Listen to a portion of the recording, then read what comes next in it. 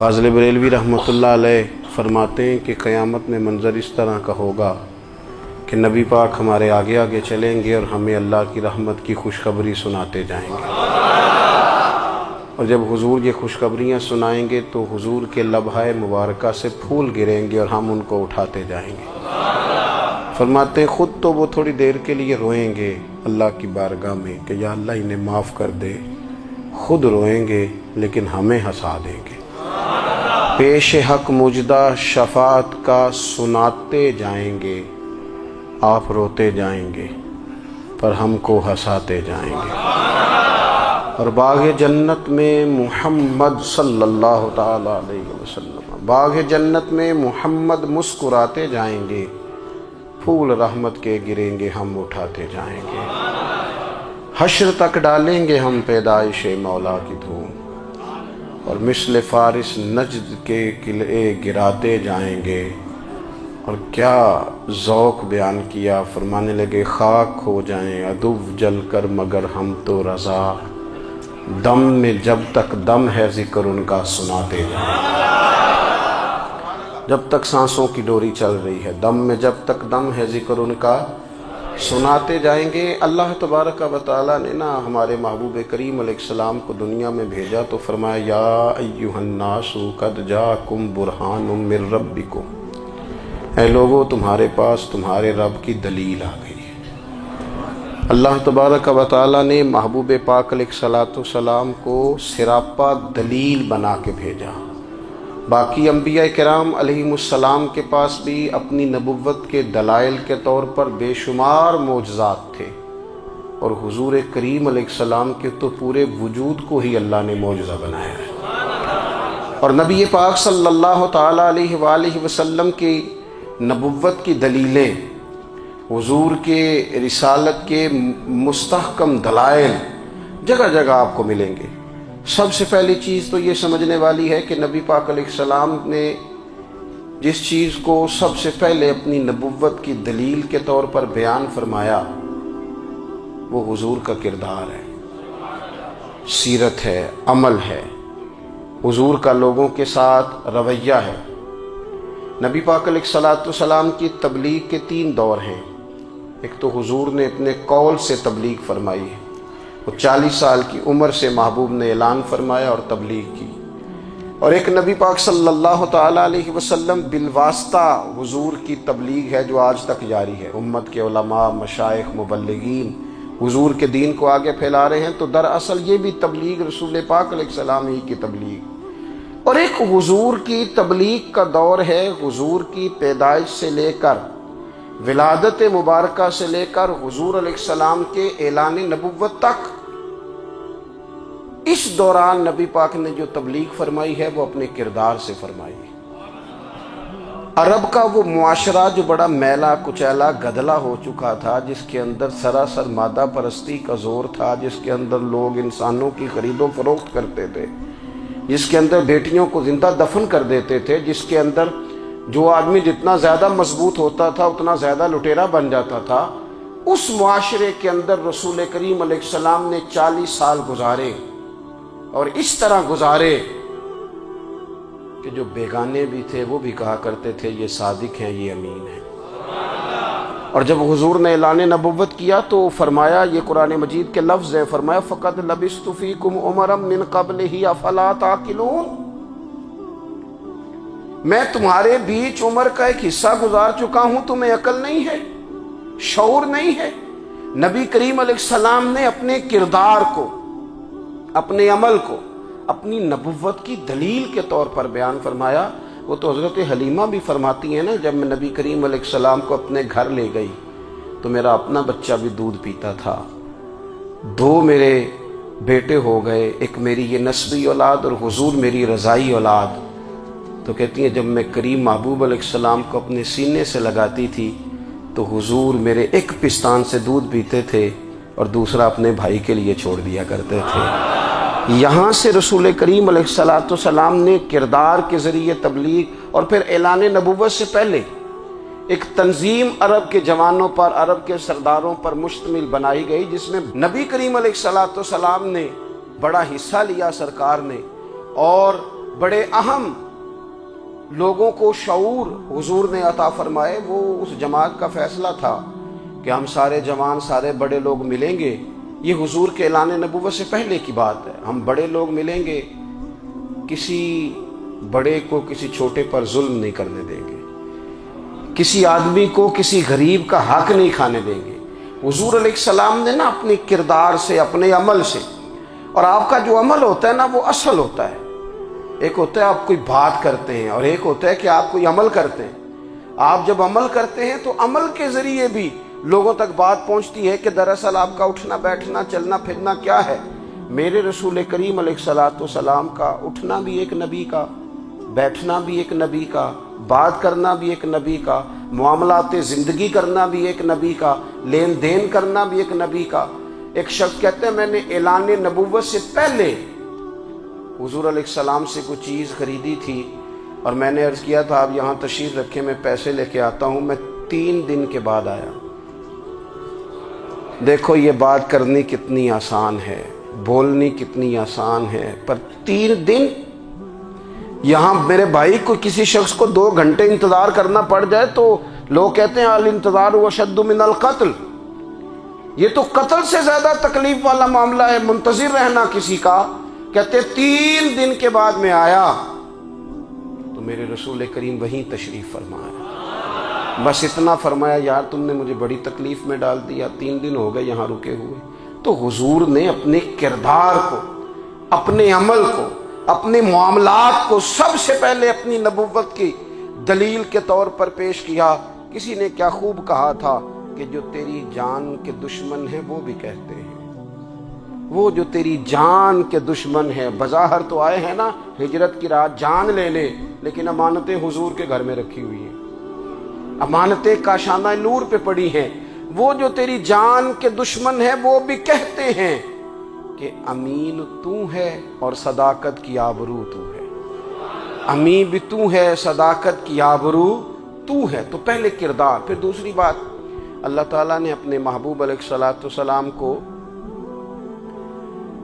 अपना मुतलक नायब बनाकर, अपना महबूब आज़म बनाकर, वैसे ही सारे इंसानों के बारे में कहा वइज़ क़ाल रब्बुका लिल मलाइकति इन्नी जाइलुन फिल अर्दि खलीफा, मैं ज़मीन में अपना नायब बनाने वाला हूँ। लेकिन हुजूर अलैहिस्सलाम तो महबूब है ना, हुजूर की नियाबत तो महबूबियत के दर्जे पर फायज है। तो रसूल पाक को रब करीम ने इस तरह का बना के भेजा कि हज़रत अब्दुल्लाह इब्न रवाहा रज़ियल्लाहु ताला अन्हु बयान फरमाते हैं कि अगर हुजूर कोई मौजज़ा न भी दिखाते, नबी करीम अलैहिस्सलाम से कोई एजाज लोग न भी देखते, तो महबूब का तो चेहरा ही इस तरह का था, लोगों ने देखते जाना था और कलमा पढ़ते जाना था। लेकिन बावजूद इसके मेरे रसूल पाक का एजाज ये है, कमाल ये है कि हुजूर कभी इशारा कर दें तो चांद 2 टुकड़े हो जाए, कभी दुआ मांग दें तो डूबा हुआ सूरज वापस आ जाए, कभी महबूब गुजरने लगे तो पत्थर आप पर सलाम पड़े, कभी हुजूर पहाड़ पर चढ़ जाएं तो पहाड़ वज्द में आकर झूमने लगे। महबूब का कभी नमाज पढ़ाते इरादा बन जाए तो अल्लाह ताला किबले का रुख ही तब्दील फरमा दे। क्या खूबसूरत सोच है और क्या नजरिया देते हैं बरेली के इमाम। फरमाते इजाबत का जोड़ा, इनायत का सेहरा, दुल्हन बन के निकली दुआए मोहम्मद, और इजाबत ने झुक कर गले से लगाया बड़ी नाज से जब दुआए मोहम्मद। देखो खुदा की रजा चाहते हैं दो आलम, खुदा चाहता है रजाए मोहम्मद सल्लल्लाहु ताला अलैहि वसल्लम। और एक मकाम पे फरमाते हैं नाइबे दस्ते कुदरत पे लाखों सलाम, नाइबे दस्ते कुदरत पे लाखों सलाम। तो अल्लाह ताला ने नबी पाक सल्लल्लाहु अलैहि वसल्लम को जो एजाज। फिर एक और बात, हुजूर उम्मी है, दुनिया में आकर महबूब ने किसी से पढ़ा ही नहीं। मेरे महबूब ने जितना पढ़ा है रब करीम से ही पढ़ा है।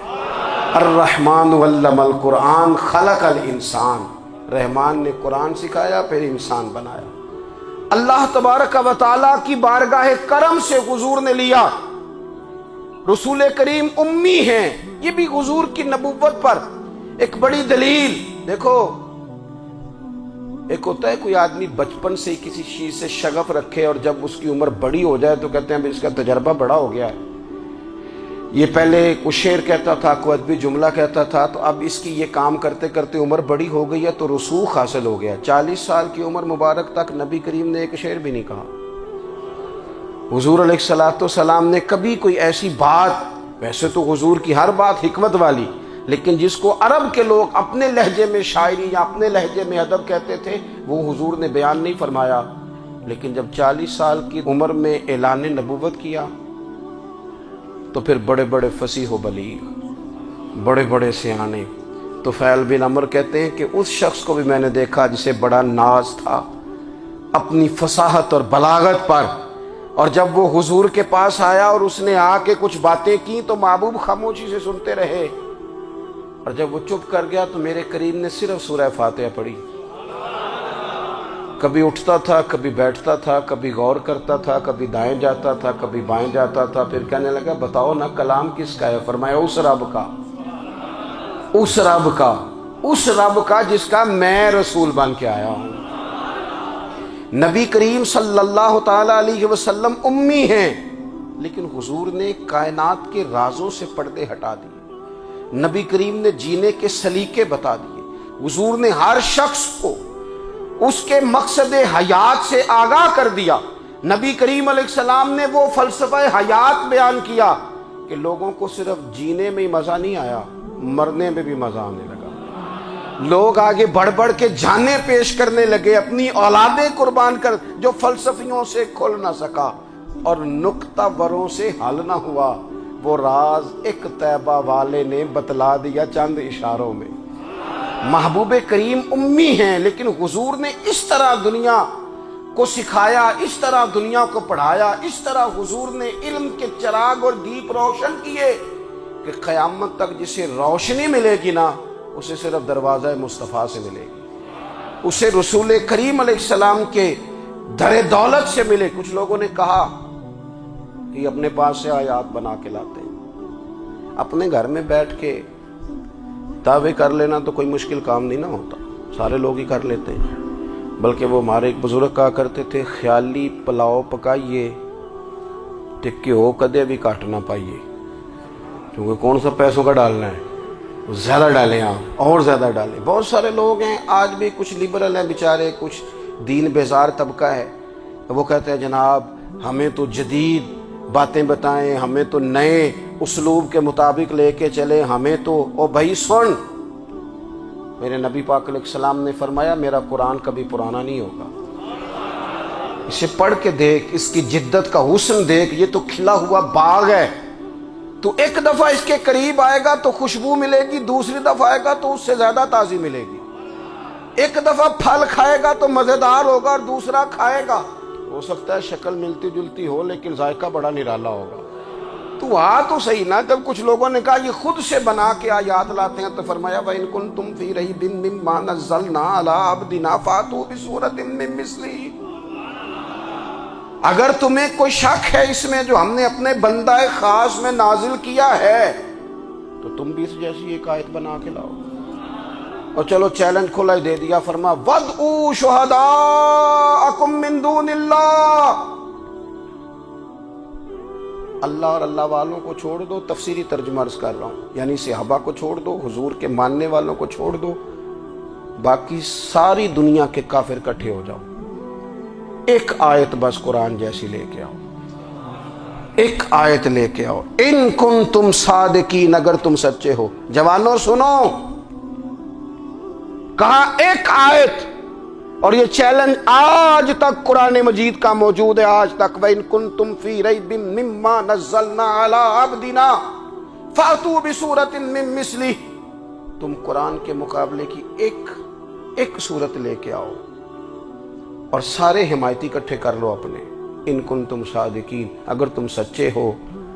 جواب تو ادھر سے آنا تھا نا، لیکن کائنات کے رب نے جواب بھی خود دیا، فرمایا فَإِن لَّمْ تَفْعَلُوا وَلَن تَفْعَلُوا، اگر تم نہ لا سکے، اور فرمایا تم لا سکتے بھی نہیں، اگر تم نہ لا سکے اور تم لا سکتے بھی، نہ خنجر اٹھے گا نہ تلوار تم سے، یہ بازو میرے آزمائے ہوئے ہیں، وَلَن تَفْعَلُوا، تم لا بھی نہیں سکتے، فَاتَّقُوا النَّارَ الَّتِي وَقُودُهَا النَّاسُ وَالْحِجَارَةُ، پھر اس آگ سے ڈر جاؤ جس کا ایندھن آدمی اور پتھر ہے۔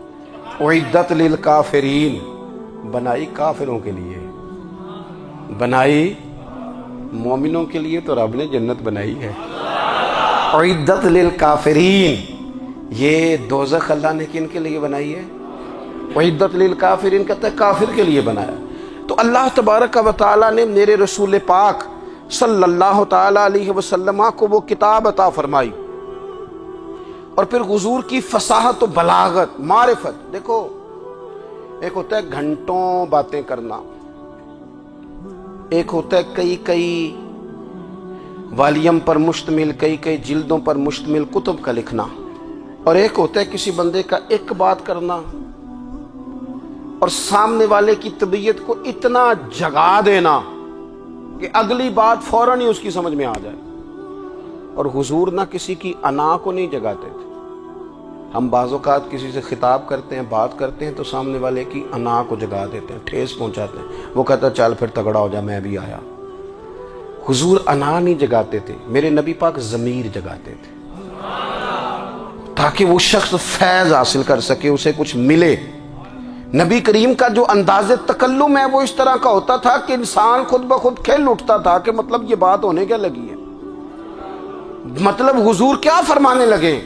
نبی کریم صلی اللہ تعالی علیہ وسلم، ایک دن محبوب کریم نے صحابہ کے پیچھے حضور کی فصاحت و بلاغت دیکھے، فرمایا محبوب نے کتنا نادان ہے وہ شخص جو اپنے ماں باپ کو گالی دے۔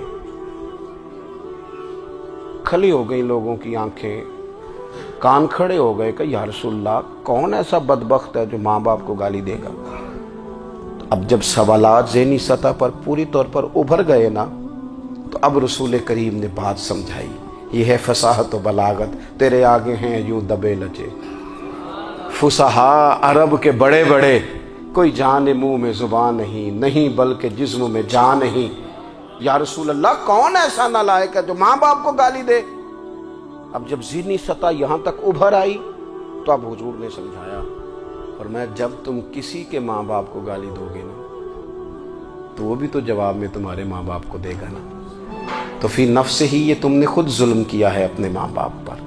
کیوں تم نے ایسا لہجہ اختیار کیا کہ جس سے سامنے والے کی انا جاگ جائے اور وہ تمہارے مقابلے میں آ کر کے کھڑا ہو جائے؟ کیوں تم نے اس طرح کے انداز اختیار کیے کہ جس سے سامنے والا بھی سارے پنجے کھڑے کر کے باہر نکل آئے اور کہے آ جاؤ پھر میں بھی میدان میں حاضر ہوں؟ رسول کریم کی فصاحت، بلاغت دیکھیں نا، حضور 2-4 جملوں میں ساری بات سمجھا جاتے ہیں۔ ایک حدیث پاک اگر ہماری سمجھ میں آ جائے، ایک روایت، نبی پاک صلی اللہ تعالی علیہ وسلم نے فرمایا خوبصورت مسلمان وہ ہے جو بے مقصد باتوں کو چھوڑ دے۔ لو اس سے پوری زندگی سجائی جا سکتی ہے، ایک جملے سے پوری زندگی سواری جا سکتی ہے، کوئی لمبی چوڑی باتوں میں جانے کی ضرورت نہیں۔ کہا خوبصورت مسلمان یہ ہے جو بے مقصد باتوں کو چھوڑ دے، لا یعنی باتوں کو، کیا کہتے ہیں ہمارے دیہات کے لوگ، جڑے پنڈ جانا نہیں ادھر راہ پوچھنے دی۔ لیکن آج کل لوگ باز آندے، یعنی جس بات کا بالکل تعلق نہیں نا وہ بات بھی کرتے جاتے ہیں، جس کا شعبہ ہی نہیں وہ بھی چھلانگ لگا کے اس میں آ جاتا ہے۔ ہم اپنا وقت ضائع کرتے ہیں، اپنی صلاحیتیں ضائع کرتے ہیں، اپنا نقصان کرتے ہیں۔ ہم اپنا کام صحیح کر کے نہیں کرتے اور دوسری ساری دنیا کو ٹھیک کرنا چاہتے ہیں۔ او بھائی، آپ جس جگہ جس شعبے سے تعلق رکھتے ہیں آپ اپنے معاملات میں مضبوطی پیدا کریں۔ حضور نے اپنی فصاحت کے ساتھ، بلاغت کے ساتھ لوگوں کو قائل کیا، اور قرآن مجید کی تاثیر کا یہ اثر میرے کریم رسول نے دکھایا کہ رات کو جب حضور بیٹھ کے قرآن پاک پڑھتے تھے نا، جب یاسین والے نبی خود یاسین کی تلاوت کریں، جب طٰہٰ والے محبوب خود طٰہٰ کی تلاوت کریں، غور کرو نا، جب مدثر والے محبوب خود ان جملوں کو ادا کریں، یعنی جن کے بارے میں آیت آئی ہے، جب وہی یہ آیت پڑھیں کہ اِنَّا أَعْطَيْنَاكَ الْكَوْثَرَ، یعنی جن کا ذکر ہو رہا ہے، جب وہ یہ بات کریں کہ یا ایھا النبی انا ارسلناک شاہدا ومبشرا ونذیرا لتؤمنوا باللہ ورسولہ وتعزروہ وتوقروہ وتسبحوہ بکرۃ واصیلا، جن کے بارے میں آیت آئی ہے، جب وہ یہ کہہ رہے ہوں کہ ورفعنا لک ذکرک، جب وہ کہہ رہے ہوں والضحیٰ واللیل اذا سجا. ذرا اس کیفیت کو دیکھیں جب محبوب خود پڑھ رہے ہوں، اور جو حضور پر آئی ہیں اس کا ذائقہ، اس کا لطف، اس کا انداز بھلا کیا ہوگا. حضور جب رات کو پڑھتے تھے نا قرآن پاک، تو جو پکے کافر تھے نا، ابو جہل جیسے لوگ، وہ بھی جھاڑیوں میں چھپ چھپ کے مدینے والے کی تلاوت سنا کرتے تھے، حضور کی تلاوت سنا کرتے تھے. یہی بہتر ہے کہ پردوں میں وہ پردہ پوش رہے، وہ اگر پردے ہٹا دے تو کسے ہوش رہے. رسول کریم علیہ السلام کی تلاوت کا سننا، قریب جانا، یہ اعجاز ہے. حضرت فاروق اعظم کہتے ہیں میں طبیعت کا بڑا ڈاڈا تھا، مزاج کا بڑا سخت تھا، زندگی ہمیشہ ڈٹ کر گزاری، باتوں پر کھڑا رہنا آتا تھا، پر جب میری بہن نے مجھے چند آیتیں سنائی نا تو میں تڑپ ہی گیا. گھروں آیا سا مار مقامنے نو، ہن مینو مار دے لے چلو. اوے متے عمر دی عمر برباد ہو جائے، جتھے عمر سوار دے لے چلو.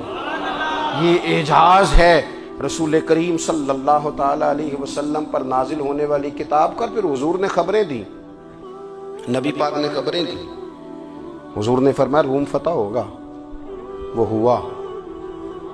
نبی کریم علیہ السلام نے فرمایا شام فتح ہوگا، تو شام فتح ہوا. فرمایا ایران فتح ہوگا، تو ایران فتح ہوا. سراقہ بن مالک کہتے ہیں ایک گاؤں پر بھی مسلمانوں کی حکومت نہیں تھی. ایک گاؤں پر حضور مکہ مکرمہ سے نکل رہے تھے، مدینہ طیبہ تشریف لے جا رہے تھے. ابھی راستے میں تھے، میں 100 سرخ اونٹوں کے لالچ میں معاذ اللہ حضور کو گرفتار کرنے پہنچ گیا. محبوب نے حکم دیا، حضور کا معجزہ میں نے آنکھوں سے دیکھا، میرا گھوڑا زمین میں دھستا چلا گیا. میں نے معافی مانگی، حضور نے معاف کر دیا. میں نے سمجھا اچانک ہو گیا ہے. یہ منوانا بھی بڑا مشکل کام ہے. شجر و حجر پہچان گئے، انسان کی نظروں میں شاکی رہا. یہ کچھ ایسے لوگ ہیں جن کو منوانا توبہ توبہ، ماننے کو تیار نہیں، دیکھ دیکھ کے بھی ماننے کو تیار ہے نہیں، ماننے کو تیار ہی نہیں. کہتے ہیں کہ میں نے پھر چاہا آگے بڑھنا، تو پھر زمین کے اندر میرے گھوڑے کے پیر دھنسنے لگے. پھر معافی مانگی. کریم تیرے معاف کرنے کی ادا پہ بھی قربان جائیں. یہ نہیں فرمایا کہ تو بار بار یوں ہی کرتا ہے، فرمایا معافی مانگتا ہے، جا میں نے معاف کیا. کہتے ہیں 3 دفعہ میں آگے بڑھا، 3 دفعہ حضور نے معاف کیا. تو مسکرا کے فرمانے لگے تو یہاں مجھے گرفتار کرنے آیا ہے، وہ کیسر روم کا علاقہ فتح ہوگا. وہ کنگن جو پہنتا ہے نا ہاتھوں میں، بادشاہ کے کنگن معروف ہیں، وہ تیرے ہاتھوں میں آئیں گے. اللہ کرے آپ سمجھیں. یہ جو لوگ ڈری ڈری سہمی اور ہمارے بچے مایوسی کی معاذ اللہ باتیں کرتے ہیں، وہ دیکھیں حضور کس طرح کی گفتگو فرماتے ہیں. ابھی ایک گاؤں پر بھی اسلام کی حکومت نہیں، لیکن حضور کا خبر دینے کا انداز. کریم فرمانے لگے وہ کیسر روم کے جو کنگن ہوں گے وہ تیرے ہاتھوں میں آئیں گے. جناب سراقہ بن مالک فرماتے ہیں کہ میں مسلمان ہو گیا، حضور کا وصال ہو گیا، کنگن نہیں آئے. حضرت ابوبکر صدیق کا وصال ظاہری ہو گیا، کنگن نہیں آئے. جناب عمر کا دور آ گیا، سراقہ بوڑھے ہو گئے. کوئی بندہ پوچھتا نا کہ اب تو عمر ڈھل گئی ہے، زندگی کا پتہ نہیں. کہنے لگے نہیں میں نہیں جاتا، جب تک کنگن نہیں آتے اسرائیل کوئی نہیں آئیں گے. کیونکہ ساڈے نبی دی زبان ساڈے واسطے قرآن. جو دن کو کہہ دیا دن ہے تو دن نکل آیا، جو شب کو کہہ دیا شب ہے تو رات ہو کے رہی. اور خدا نے ان کی زبان کو وہ اختیار دیا، جو نکلی منہ سے ان کے وہ بات ہو کے رہی. اور فاضل بریلوی کا تو انداز ہی پھر انوکھا ہے نا. وہ تو کہتے ہیں وہ زبان جس کو سب کن کی کنجی کہے، جس کو سب کن کی کنجی کہیں، اس کی نافذ حکومت پہ لاکھوں سلام. کہنے لگے نہیں آتے. حضرت اسرائیل فکر نہ کرو، بوڑھے ہو گئے تھے، نکلنا گھر سے بند کر دیا تھا. حضرت عمر کا دور تھا، کنگن آ گئے. حضرت فاروق اعظم نے ان کے پوتوں سے، نواسوں سے، بچوں سے کہا جاؤ بلا کے لاؤ. کا دادا جان بوڑھے ہیں. فرمایا تم کان میں کہہ دینا کنگن آ گئے، پھر تم دیکھنا تو صحیح. پھر حضرت سراقہ آئے. حضور نے جو خبریں دیں، نبی پاک علیہ السلام نے جو گزشتہ قوموں کے احوال بیان کیے، اور پھر میرے نبی پاک علیہ السلام نا دنیا میں عزتیں دینے آئے. عزتیں، یہ مزاج ہمیں کم کرنا چاہیے. یہ جو ہم ساری زندگی اس کام میں لگا دیتے نا کسی کو نیچا کیسے دکھانا ہے، یہ انداز حضور نے نہیں ہمیں دیا۔ اب دیکھو حضور تشریف لائے تو ہمیں پتہ چلا کہ حضرت یوسف جیسا سونا کوئی نہیں، حضور تشریف لائے تو ہمیں پتہ چلا کہ حضرت داؤد جیسی خوبصورت آواز کسی کی نہیں، حضور تشریف لائے تو ہمیں پتہ چلا کہ جناب عیسیٰ علیہ السلام کا فقر اختیاری کس طرح کا تھا، محبوب تشریف لائے تو ہمیں پتہ چلا کہ حضرت موسیٰ کا جلال کس طرح کا تھا۔ یہ تو حضور آئے تو نبی پاک علیہ السلام نے اس کی بھی عظمت بیان کی، اس کی بھی شان بیان کی۔ حضور نے بتایا کہ ابو بکر صدیق کی شان کیا ہے، فاروق اعظم کا مرتبہ کیا ہے، عثمان غنی کی حیا کیا ہے، مولا علی کی شجاعت کیا ہے، اہل بیت نبوت کی عظمت کیا ہے۔ حضور آئے عزتیں دینے، ماں کو عزت دی مدینے والے رسول، کہا جس کا باپ راضی ہو گیا اس کا رب راضی ہو گیا۔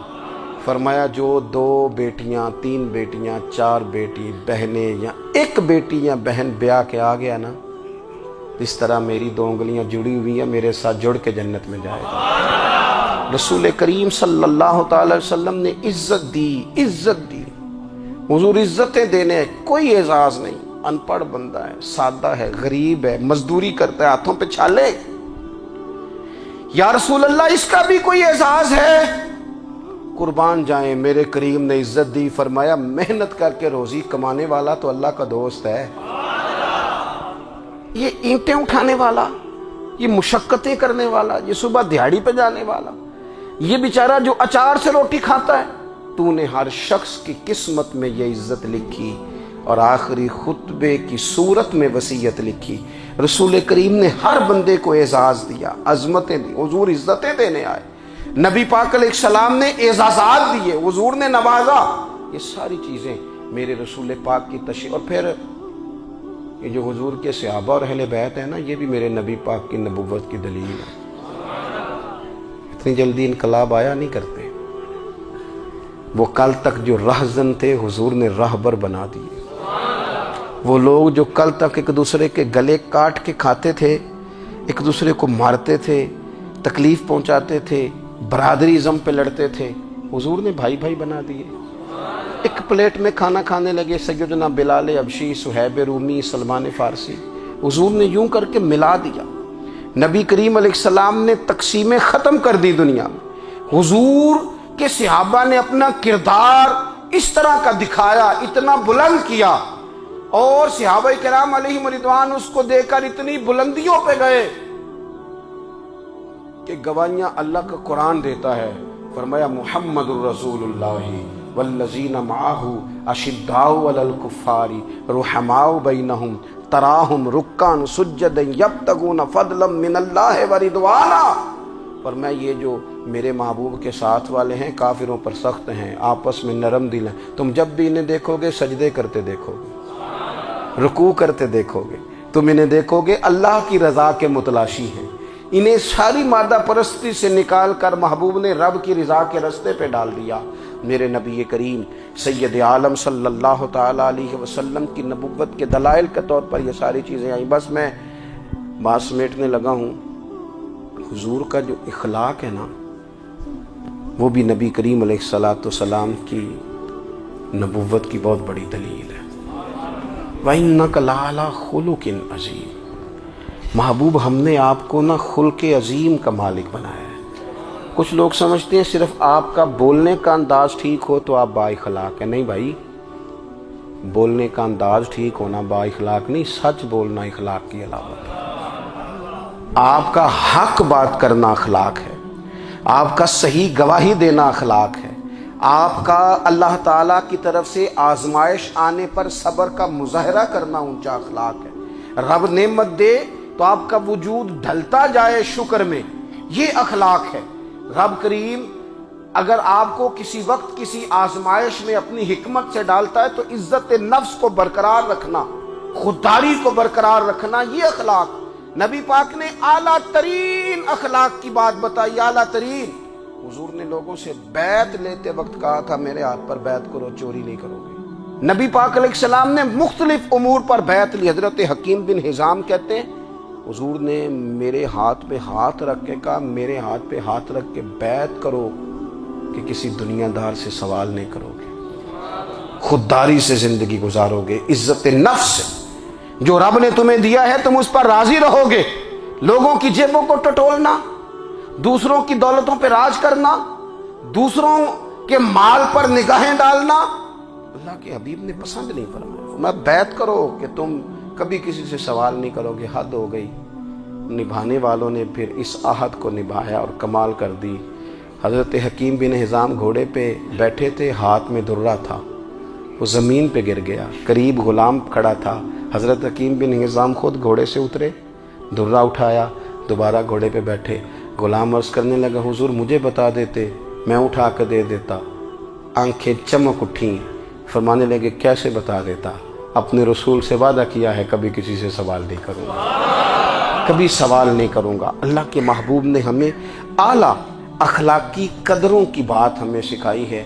ہم دیکھتے ہیں کہ بڑی جلدی 2 4 5 لوگوں کے غصہ دلانے پر ہم ساری اخلاقی حدوں کو کراس کر جاتے ہیں۔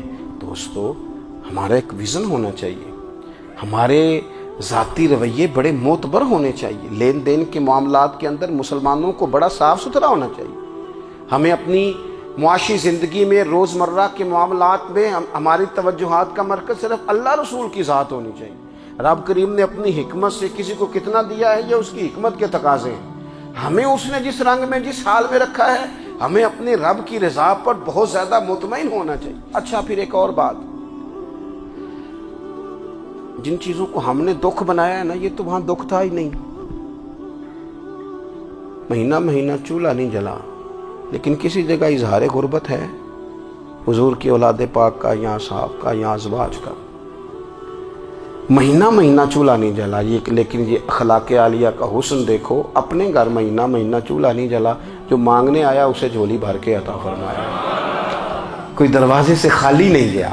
عزیز بھائی، اگر زندگی میں اخلاقی قدریں ہم اپنا لیں اور ہم تھوڑا تھوڑا کر کے اپنے آپ کو تبدیل کریں، ساری زندگی توجہ رہی کہ فلاں کیا کر رہا ہے فلاں کیا کر رہا ہے، تھوڑا سا گردن کو جھکا کے اپنے اوپر توجہ ڈالیں، اپنے آپ کو وقت دیں، حضور کے اخلاق عالیہ کی روشنی میں، تعلیمات حسنہ کی روشنی میں ہم اپنے کردار و عمل پر تھوڑی توجہ دیں۔